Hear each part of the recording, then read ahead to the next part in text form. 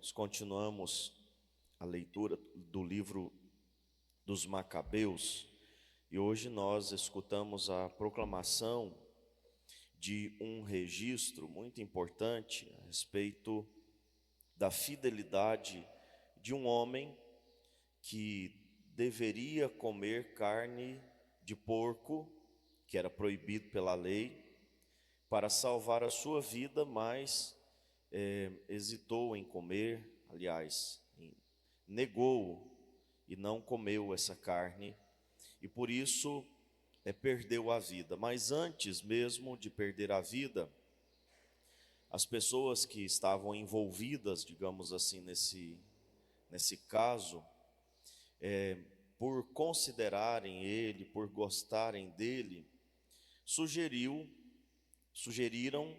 que ele fizesse de conta que estava comendo carne de porco, que ele trouxesse uma carne preparada por ele e comesse fingindo ser carne de porco. Assim ele pouparia a vida e ao mesmo tempo não iria desobedecer à lei, porque não estaria comendo carne de porco, que era proibido pela lei de Deus. E ele então considerou que fazer isso seria um escândalo para os mais jovens, que entenderiam que ele teria comido carne de porco, embora não tivesse comido. Todos pensariam que ele teria comido essa carne, e portanto seria um escândalo. E ele diz: eu tenho pouco tempo de vida, estou quase morto, e vou oferecer esse contra-testemunho para os mais jovens. Então ele aceita a morte e aceita com alegria. É interessante a gente ver no testemunho deste homem aqui, também no testemunho dos santos, como os santos não negociam as coisas de Deus. Não há negociação com aquilo que é sagrado. Ou é ou não é. Não se finge ser de Deus. Não se finge agradar a Deus. Os santos, eles são de Deus integralmente. E a igreja segue esse mesmo caminho.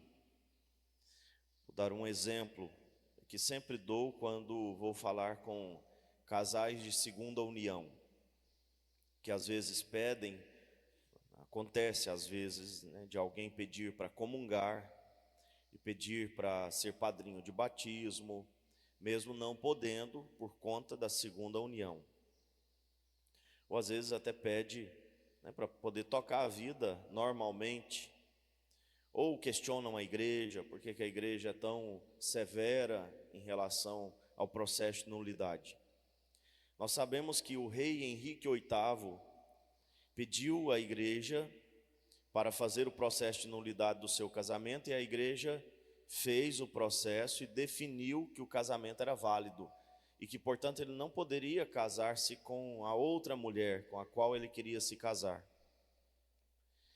E a igreja perdeu, por causa disso, toda a igreja da Inglaterra, perdeu território, perdeu poder, perdeu fiéis, perdeu muitas coisas por causa de um casamento. Ela poderia ter dito que o rei poderia se casar, porque afinal de contas era o rei, não era uma pessoa qualquer. Então vai lá, casa, ou seja, fechar os olhos diante disso. A igreja poderia ter feito vistas grossas a respeito do casamento do rei Henrique VIII para poupar tudo o que haveria de acontecer, e acontece até hoje. A igreja anglicana surgiu de um pedido desse, de um descontentamento do rei Henrique VIII, que gostaria de se casar e a igreja não deixou casar-se com outra pessoa, com outra mulher, e a igreja não deixou, porque o seu primeiro casamento tinha sido válido. E ele então se separou do Papa, e aconteceu um grande cisma da igreja por causa disso. Então veja, semelhante ao que nós vimos aqui na primeira leitura, as coisas de Deus nós não negociamos, não importa as consequências. Não importa se a consequência é perder a metade da igreja, é perder a metade dos fiéis, não importa se a consequência é perder a vida e ser trucidado por causa de carne de porco. Claro, nós comemos carne de porco porque Jesus purifica tudo isso. Existe um episódio em que Jesus manda Pedro comer carne de porco, ele diz: eu não vou comer porque é proibido e tal, e Deus diz a Pedro: não diga que é impuro aquilo que eu purifiquei.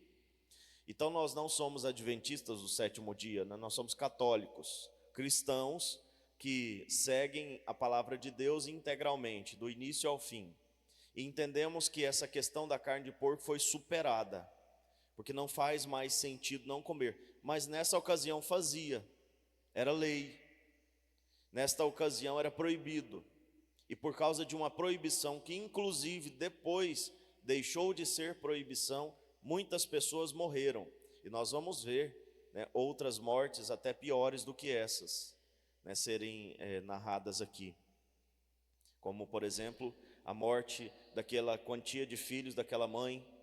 Vários filhos e uma mãe morreram por causa disso, por causa da fidelidade à lei, por causa da fidelidade ao Senhor. Então, nessa perseguição aqui aos judeus, e também foi a grande apostasia dos judeus, muitas pessoas morreram, inclusive por causa de carne de porco, e por causa de outras coisas, acender incenso aos ídolos, etc. Mas as coisas de Deus nós não negociamos, e tem que entrar na nossa cabeça, porque às vezes aparece gente no escritório do padre para negociar as coisas de Deus. Padre, dê um jeitinho aqui para mim, porque eu sou dizimista. Então, eu sou dizimista, então eu tenho um superpoder que me coloca acima da lei de Deus, acima dos mandamentos, acima da doutrina da igreja, acima da disciplina da igreja. Tem gente que argumenta: eu sou dizimista e, portanto, o senhor, né, precisa me considerar um pouquinho mais.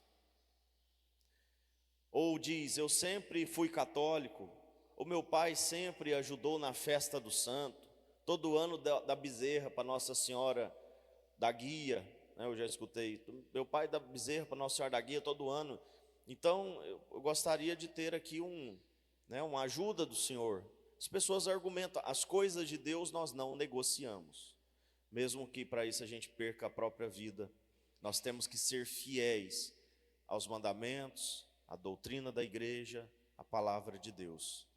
E é isso que nós vemos na primeira leitura e que queremos trazer para a nossa vida. Vamos pedir ao Senhor fidelidade, que o Senhor nos conceda esse entendimento, que por causa da fidelidade a Deus vale a pena perder a própria vida. Louvado seja o nosso Senhor Jesus Cristo. Para sempre seja louvado.